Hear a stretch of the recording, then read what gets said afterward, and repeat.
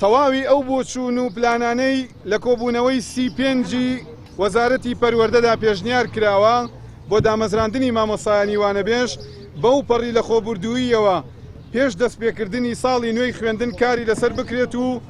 هاوکات لە کۆبوونەوەی ئەنجومەنی وەزیرانیشدا پێداگری لەسەر بکرێت تا هەرچی زووە دەرگای گفتوگۆ و دەرگای دامەزراندن بەڕووی مامۆسایانی وانەبێژدا بکرێتەوە کە چەندین ساڵە بەداخراوی ماوەتەوە. دووهەم، هەوڵ بدرێت لە پرۆژە یاسای پەروەردە کە ئێستا لە پەرلەمانی کوردستانە لەلایەن هەر یەک لە لیژنەی پەروەردە لە پەرلەمانی کوردستان و تەواوی فراکسیۆنەکانی پەرلەمانی کوردستان و